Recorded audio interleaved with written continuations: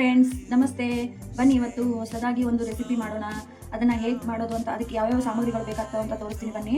ಇದಕ್ಕೆ ನಾನು ಈರುಳ್ಳಿ ತೊಗೊಂಡಿದ್ದೀನಿ, ಒಂದು ಟೊಮೆಟೊ ಈರುಳ್ಳಿ, ನಾನು ಒಂದು ತೋಟದೊಂದು ಈರುಳ್ಳಿ ತೊಗೊಂಡಿದ್ದೀನಿ, ಒಂದು ಟೊಮೆಟೊ ತೊಗೊಂಡಿದ್ದೀನಿ, ಸ್ವಲ್ಪ ಸೌತೆಕಾಯಿ ತೊಗೊಂಡಿದ್ದೀನಿ, ಸ್ವಲ್ಪ ಕರಿಬೇವು, ಆಮೇಲೆ ಹಸಿ ಮೆಣಸಿನಕಾಯಿ ಪೇಸ್ಟ್ ತೊಗೊಂಡಿದ್ದೀನಿ. ಇದಕ್ಕೆ ನಾನು ಸ್ವಲ್ಪ ಹಸಿ ಶುಂಠಿ ಮತ್ತು ಒಂದು 4 ಬೆಳ್ಳುಳ್ಳಿ ತೊಗೊಂಡಿದ್ದೀನಿ ಹೆಸರು.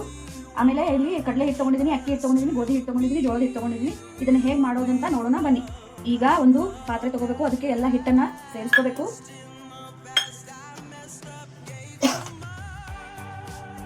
ನೋಡಿ, ಈ ಥರ ಎಲ್ಲ ಹಿಟ್ಟನ್ನು ನಾನು ಸೇರಿಸ್ಕೋತಾ ಇದ್ದೀನಿ. ಇದಕ್ಕೆ ಹಸಿ ಮೆಣಸಿನಕಾಯಿ ಪೇಸ್ಟ್ ಹಾಕೋತಾ ಇದ್ದೀನಿ ನಾನು. ಇದಕ್ಕೆ ಕೊತ್ತಂಬರಿನೂ ಹಾಕಿದ್ದೀನಿ ಸ್ವಲ್ಪ ನಾನು.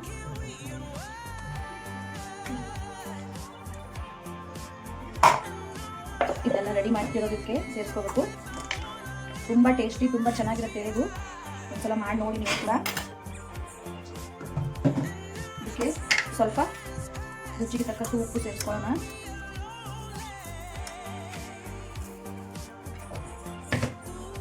ಸ್ವಲ್ಪ ಅರಿಶಿನ ಹಾಕೊಳ್ಳೋಣ. ಅರಿಶಿನ ಹಾಕಿ ಇದನ್ನು ಚೆನ್ನಾಗಿ ಈ ಥರ ಮಿಕ್ಸ್ ಮಾಡ್ಕೋಬೇಕು.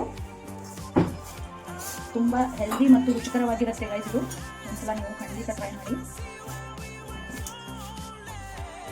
ಸರಿಯಾಗಿ ಮಿಕ್ಸ್ ಮಾಡ್ಕೊಳ್ಳಿ ನಮಗೆ.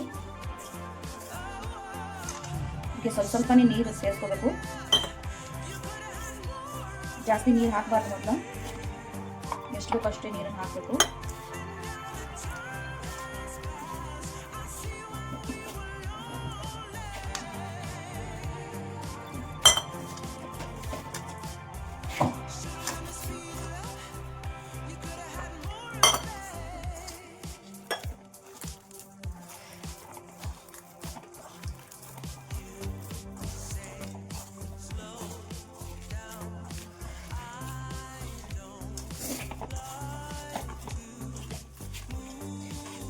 ನಾನೇನು ಜಾಸ್ತಿ ನೀರು ಹಾಕಿಲ್ಲ ಫ್ರೆಂಡ್ಸ್, ಸ್ವಲ್ಪ ನೀರು ಹಾಕಿದ್ದೀನಿ. ಸೌತೆಕಾಯಿ ಮತ್ತು ಈರುಳ್ಳಿ ಒಳಗೆ ನೀರು ಇರ್ತದೆ ಮೊದಲೇ.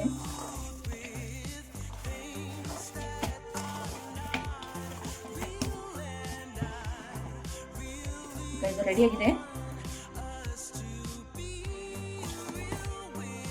ಈಗ ಇದನ್ನು ಹಿಟ್ಟು ರೆಡಿಯಾಗಿದೆ. ಈಗ ಇದನ್ನು ಖಾಲಿ ಫಿಟ್ ಮಾಡೋಣ. ನೋಡಿ, ಇಲ್ಲಿ ನಾನು ಒಂದು ತವಾ ಇಟ್ಟಿದ್ದೀನಿ.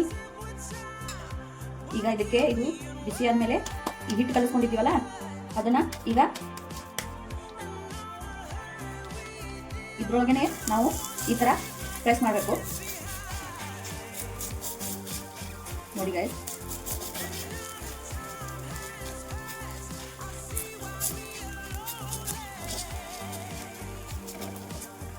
ಇದಕ್ಕೆ ಸ್ವಲ್ಪ ಎಣ್ಣೆ ಹಾಕೋಬೇಕು.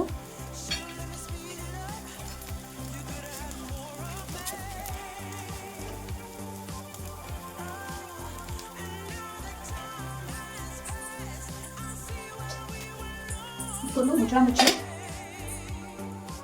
ಇದು ಚೆನ್ನಾಗಿ ಬೈಲಿ. ಗೈಸ್, ತುಂಬ ಚೆನ್ನಾಗಿ ರೆಡಿಯಾಗಿದೆ. ಸ್ವಲ್ಪ ಕ್ರಿಸ್ಪಿಯಾಗಿರುತ್ತೆ, ತುಂಬ ತಿನ್ನೋದಕ್ಕೂ ತುಂಬ ಟೇಸ್ಟಿಯಾಗಿರುತ್ತೆ.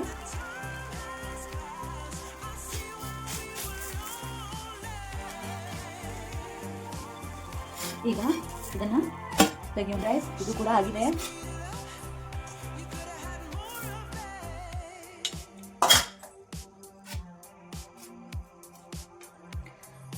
ನೋಡಿ ಫ್ರೆಂಡ್ಸ್, ನೋಡಿ ಗೈಸ್, ಉತ್ತರ ಕನ್ನಡದ ರೆಸಿಪಿ ತಾಲಿಪಟ್ಟು. ನೀವು ಒಂದ್ಸಲ ಟ್ರೈ ಮಾಡಿ, ತುಂಬ ಟೇಸ್ಟಿ ಮತ್ತು ತುಂಬ ಚೆನ್ನಾಗಿರುತ್ತೆ. ಖಂಡಿತ ಟ್ರೈ ಮಾಡಿ. ಹೇಗಿದೆ ಅಂತ ನನಗೆ ಹೇಳಿ, ಕಮೆಂಟ್ ಮಾಡಿ, ಲೈಕ್ ಮಾಡಿ, ಶೇರ್ ಮಾಡಿ. ಎಲ್ಲರಿಗೂ ಥ್ಯಾಂಕ್ ಯು.